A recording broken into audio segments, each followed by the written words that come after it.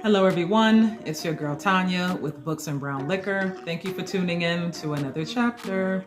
This video is my book wrap up for the month of October. So listen, October, I did not read as many books as anticipated. Got busy with work and like training and testing and all the stuff I got going on at work. So I only read 3 books for the month of October. And want to hear it go. All right, so earlier, like a few weeks ago, I did my review of The Amityville Horror by Jay Anson, okay? Because if you're gonna read creepy books for the month of October, why not start with the most famous haunting in America, right? The Dutch Colonial at 112 Ocean Avenue in Amityville, New York. So yes, I read The Amityville Horror and I said a lot of negative things. I felt like horrific things happened in the book, but it didn't really feel believable. It didn't feel like cohesive. You know, it felt just all over the place for me. It wasn't 100% bad, but it just didn't feel like a realistic thing. It didn't feel like a realistic thing that really happened. But like I said before, if my house told me to get out, I would be like, bye. You damn right I'm getting out. Moving on. Book number 2. The Only Good Indians by Stephen Graham Jones. And The Only Good Indians is about 4 friends who decide they're going to break the rules. They're going to go against tradition. And they're going to do what they want, because what's the worst that can happen? Well, I'll tell you what can happen, okay? I'll tell you what can happen when you go against tradition. It took a while. It took a while. It didn't just happen right away, but I will tell you that all 4 of these men in this book, the consequences were very huge for going against the traditions of their reservation. And so I feel like this book was about not just the morality of it, but the consequences of breaking the rules. And I promise you, if we lived in a culture if we lived in a world where there were consequences for going against the rules, the world would probably be a better place, okay? But this stuff right here, the book, like I said before, the book was a little hard for me to get into at first. But once you get through all the backstory and you get used to the rhythm of his writing, because I'm not gonna lie to you, he does take a while to get to the meat and potatoes. But once you get to the meat and potatoes, you're like, oh, it was worth it. It was worth it. So The Only Good Indians by Stephen Graham Jones. The next time you think you want to go against tradition and break the rules, think twice. Okay? Yeah. And the last book was a young adult novel by Shay Earnshaw, The Wicked Deep. Okay? I'm gonna be honest with you. It was not as deep as I wanted it to be. It was not as wicked as I wanted it to be. These 3 sisters in the small town of Sparrow, Oregon,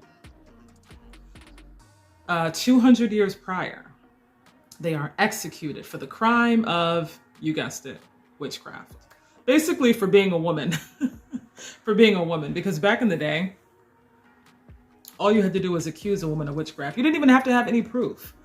You just accused her. If she had a mole, if she had a birthmark, if she was independent, if she made her own money, we don't like her. She must be a witch. Let's kill her. Pretty much, in a nutshell. If you don't like a woman, just say she's a witch. Okay? No proof, no basis, nothing.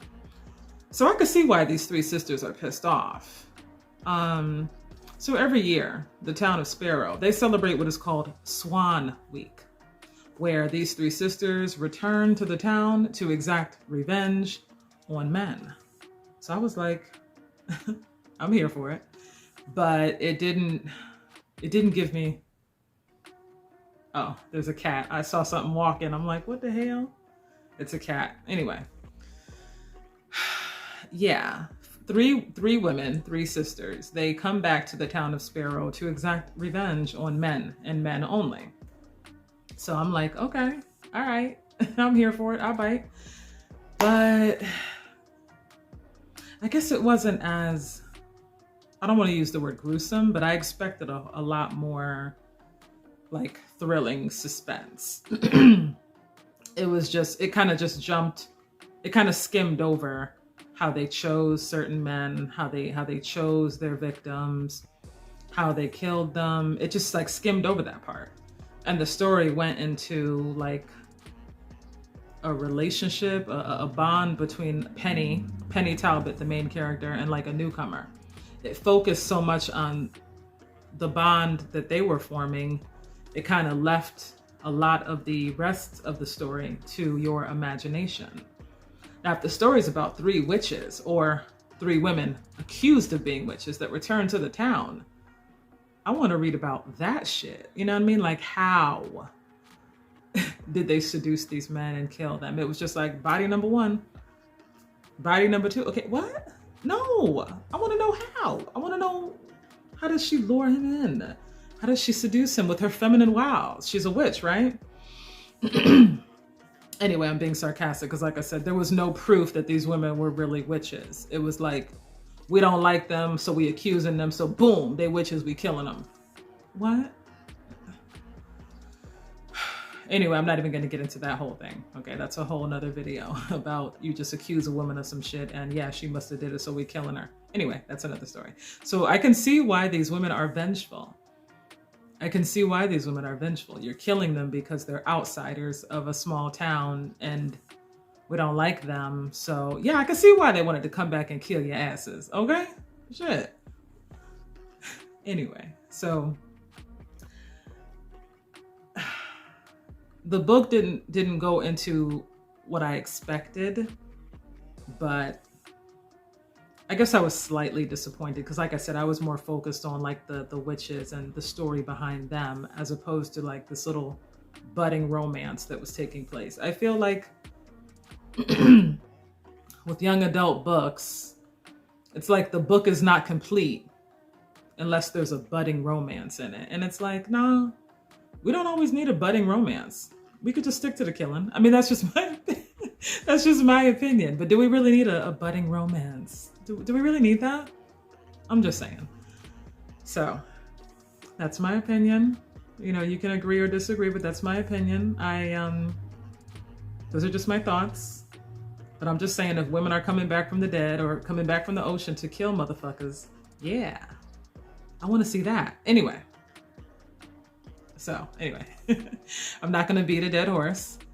As always, thank you so much for watching. Like I said, October, this video was pretty short because October was only 3 books.